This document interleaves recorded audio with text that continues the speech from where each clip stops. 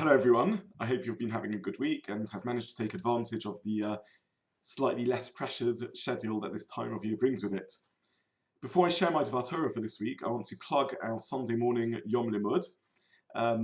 We're taking advantage of the bank holiday season to have a morning of learning. The morning is dedicated in memory of our esteemed former Chief Rabbi, Lord Jonathan Sachs, and will be an opportunity to come together, not just to remember him, but to learn some beautiful Torah together.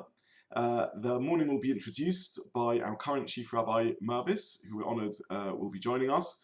I will chair the morning, and Rabbi Kimchi, our former Rav, and Rabbi Michael Pollack will be giving the shiurim. So please join and take advantage of the bank holiday season for us also to do some Talmud Torah, to do some learning Torah together. The idea I wanted to look at this week is really something found in the very last chapter of the Sedra, Perek Nun. A little episode often missed, but very difficult to understand. Because just when we thought the whole story was over, the brothers have finally made peace with Yosef. They've lived now for many years in Egypt, supported by Yosef. Yaakov has died and been buried in Eretz Yisrael, Ma'aras Machpelah. Suddenly we see the tensions mounting again. And the brothers turn to Yosef, returning from their funeral of their father. Vayira achi Yosef kimei saviyam. The brothers see their father has died. Vayomru lu yistamenu Yosef. Perhaps Yosef will hate us. Once again slipping into the trap of falsely misjudging him. And they speak to Yosef and they actually lie. They say, your father commanded us, saying that we should pass on to you the message that you should forgive us. Please forgive your brothers of their sin and don't afflict and persecute them. And of course Yosef knows this isn't correct. He knows there was no such message from his father. And he reassures them and he says, Al Tiroi, don't be afraid. I'm not in place of Hashem. I am not going to punish you. But this is so strange, so difficult. Just when we think the story is finished, suddenly it restarts again. What is this about and why does this happen? And on one level, I think the answer is that traumas don't get erased so quickly. They don't just evaporate and go away.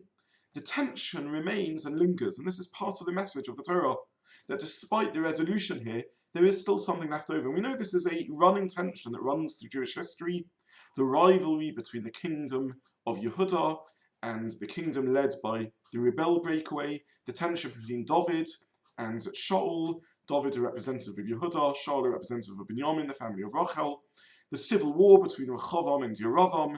This is a divide that continues to afflict tension, difficulties, traumas, don't just evaporate so quickly. This is perhaps one idea behind it. But there's a second idea, brought in the Medrash and quoted by the Baal HaTurim, that what triggered the brothers' anxiety and alarm was that on the way back from the funeral, Yosef went to revisit the bar, the pit into which he had previously been thrown. Now, the brothers misinterpret this and think that somehow Yosef is looking back at what happened and perhaps contemplating taking revenge.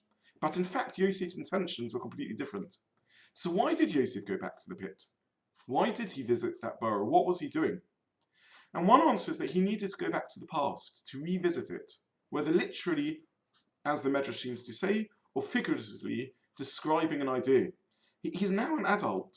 What he experienced so many years ago as a child, he wants to revisit and relook at, to see whether he can reframe the past, whether perhaps he saw it through childish eyes, through emotions, which now he can, with the distance of time, look at perhaps more abstractly and intellectually, and understand the nuances, understand the different perspectives, realize that perhaps it wasn't so simple, perhaps he misread the situation, be able to look again at this from another point of view.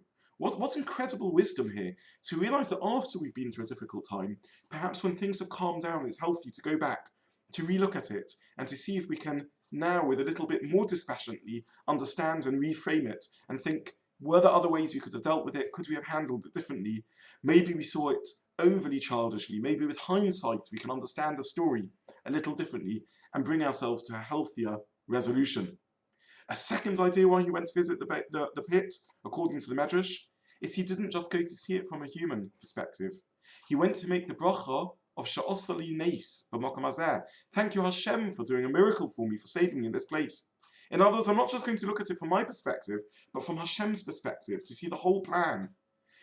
Not just forgiving because I've got over it, but realizing, as he said to his brothers, there's nothing to forgive. This is all ultimately from Hashem. He made the bracha she'asani nes ha'makom hazeh to appreciate the nes, to express hakaras hatov and gratitude, and to realize how he's moved on and how he's emerged from this. And finally, perhaps another insight that he understood was to, when appreciating the nes, to remind himself of his origins, to avoid hubris. Look at what he succeeded and where he's come to, but also realize how paper thin sometimes such success can be. You know, there's a concept of zeichel churban, that when we build our houses and decorate them, we should leave a little patch unplastered, a little bit of rough plaster under the smooth paint, to remind ourselves where we started, how paper thin a coat of paint and success can be. And maybe this is also part of what Yosef is doing. I grew up in a wonderful home with the most fantastic parents, and I just want to share a little anecdote from something I always saw growing up and only came to understand many years later.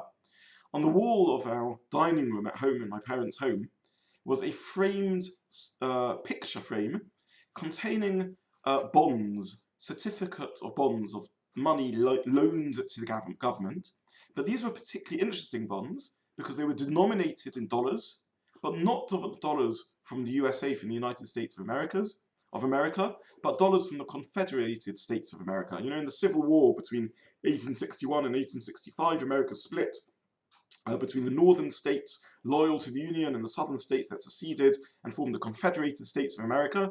And like any government, they issued bonds that looked like government bonds. And my father had up several tens of thousands of dollars worth of bonds, which of course were worth absolutely nothing, because as we know, the Confederated States of America lost, went bankrupt, and never paid their debts off.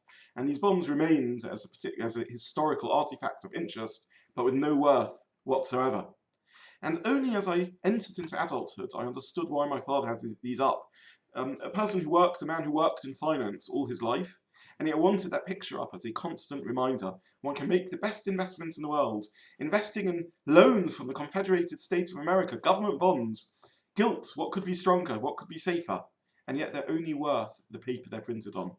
So this is Yosef HaTzadik, a remarkable figure who we say bye-bye to now as we step out of Sefer Bereshis, who went back to visit the pit that he had first been in. He went back to say she'asani nes b'makom hazeh, to express appreciation. He went back to see it with the wisdom of hindsight from the perspective of Hashem. He went back to process it with maturity and insight he had achieved over the years, and who in his moments of success reminded himself of where he had come from to avoid hubris. I wish you all Shabbat Shalom, have a great week, and as we will say in Shul this Shabbos, Chazak, Chazak, v'nischazek, may we all be strong. Amen.